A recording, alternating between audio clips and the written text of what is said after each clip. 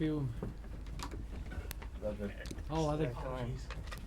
Come on, Joyce. Sorry. Priorities. Roberto, how do you reflect on last week, a home game? Is it always 2 points dropped? Well, I think when you look at the result, clearly every time you go to a home game, you want to win and you want to get the 3 points. But I think looking back is the reaction that we had in the second half, in the way that we faced going in behind twice, and then you look at elsewhere in the league and you see how difficult it is to get positive results and positive responses.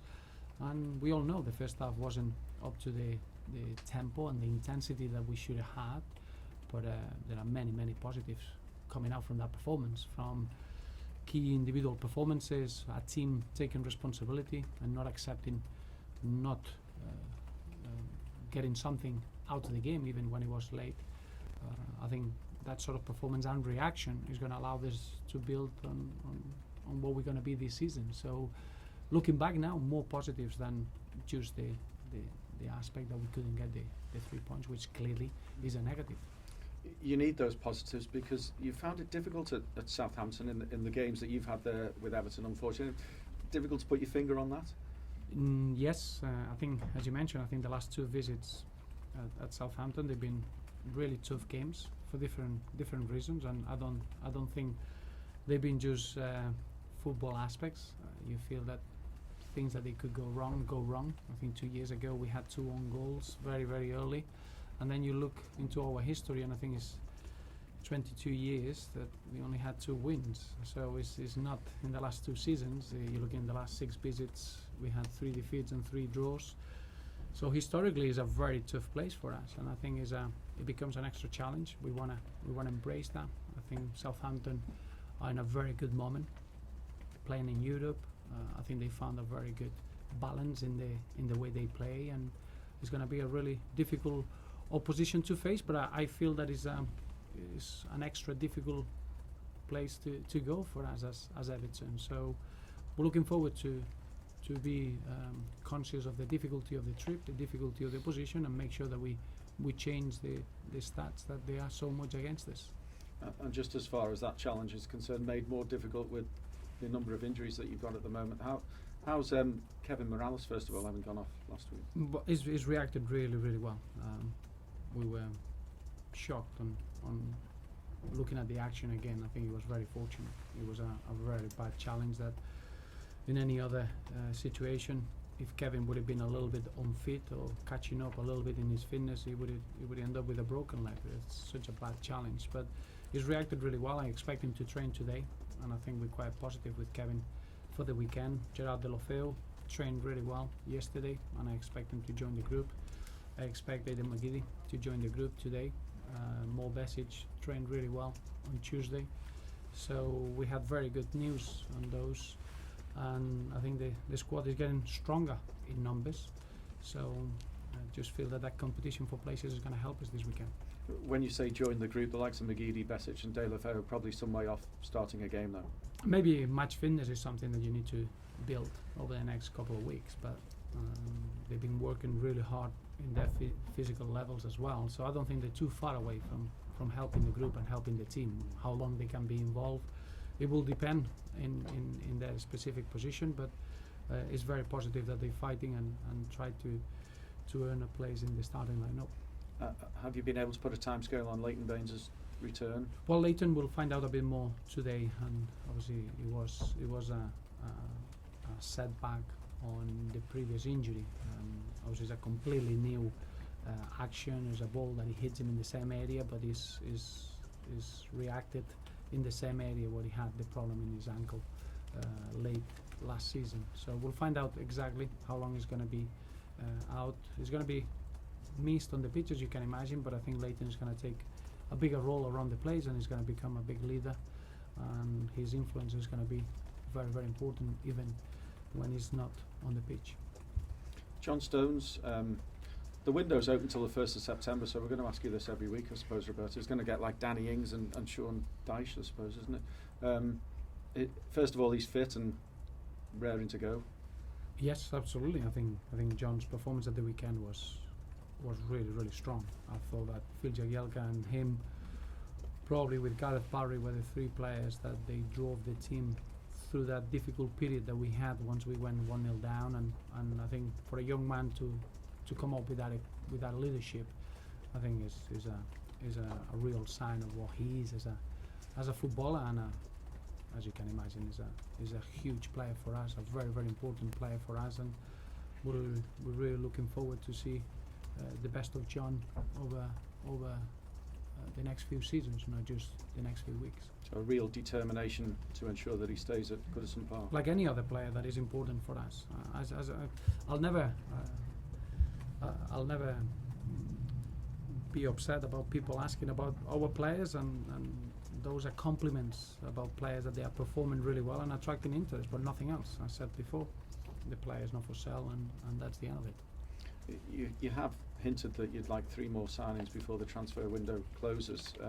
Any closer to bringing anybody in? I know you tracked young Mason Holgate from Barnsley, but anybody else on the horizon? Well, we will. Obviously, the 3 signings are very important for us in order to conclude the squad ahead of the next 10 months.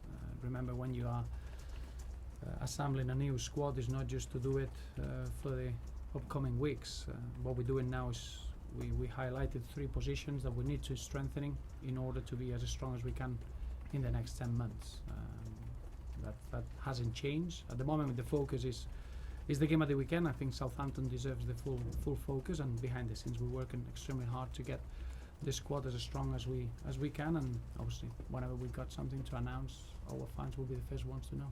Were you pleased with Aruna Kone's contribution? And I think you're still looking in the striker department as one of those areas you've highlighted. Well, what I was pleased about Aruna is that I think we saw for the first time, probably since he arrived at Everton, the player that he can be. And that happens at times. You arrive into a new club, and then all of a sudden you get to know the teammates, you get to know the environment, and then you get a really difficult injury, a nasty injury, and I don't think he never hit the right physical level last season. This campaign is worked really well in pre-season, and when he came on against Watford, he just showed an incredible maturity, just to focus on what he could do for the team, and the goal is a fantastic piece of a skill and clinical finishing from the striker that he is. So I think it's a new start from Aruna in our football club, and I hope that we can see the best of him for the rest of the season.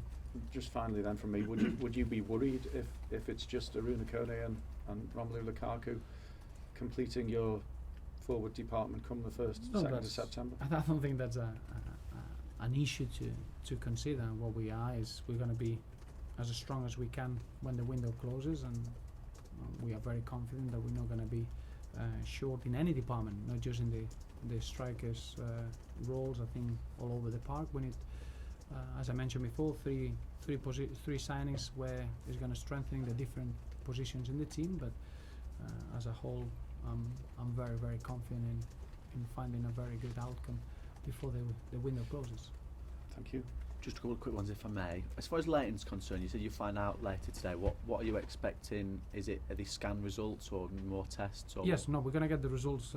As you can imagine, when the injury is in an acute phase, it's very difficult to see the extent of the problem. I think today we're going to get a clear idea of what's the problem, and then is what's to do next.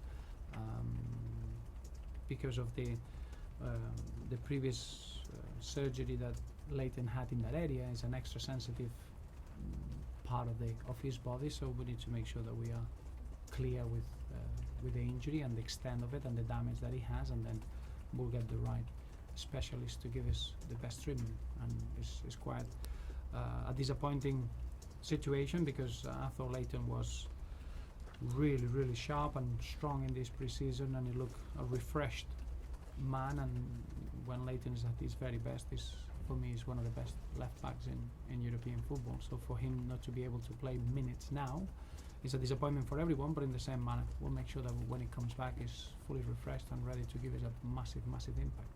Finally, just in terms of what you said to Alan there, when you can turn around and say this is one of our best players and he's definitely not going anywhere, what does that do to the mood around here? How do they feel when you can say, we don't have to sell, we're not going to sell? Well, I think is internally we always focus on preparing the next game and being as strong as we can. We got our own targets. We want to become a winning team, and we know exactly what we want to do. I think in the outside it becomes a bit more of a volatile environment with people having different sort of comments on what they would do, and I think our situation has always been very firm from the beginning, very clear. We are a club that we will always embrace our youngsters and give them opportunities, and we will be brave, but in the same manner we're not a selling club, and we're not a club that we're going to lose our best performers. So they must feel great to know that in here, that you don't have to do that. Well, it's always important that whatever you build, you can keep working on it. I think you look at our squad. Our squad finished 5th 2 years ago, and the core of that group is here. The core of the top performers are here, and that's what we want to build. On top of that, we had a fantastic experience in Europe last campaign, and we had a real difficult period as well in the league in the first half of the season, which makes you stronger, makes you wiser, it makes you better, and that's what we want to do. Have that continuity of the group that has been through those experiences, and keep having on top of that, and that's what we're going to do in the next 3 weeks. Sorry, Roberto, are you expecting to conclude the Mason Holgate deal today? We're hoping, yeah. I think, as you know, Mason is an 18 years old that has already played 20 games in the league, in League One. I think it shows you the potential that he has, and we will be delighted to be able to do that. At the moment, we seem to be agreed terms with Barnsley, and it will be a phenomenal young prospect coming into that golden generation that we feel we have in our football club, and it will be a good one for the future. People will immediately make the comparison with John Stones because he comes from Barnsley. No. They're very, very different. I think Mason is a completely different type of player than John. What I would say is that in terms of the personality and the character and the focus, they're very, very similar in that respect. They are both very clear on what they want to achieve. They are leaders, and that's probably the only comparison that you could have. Thanks, good luck. Thank you. Saturday. Thank you. Thank you.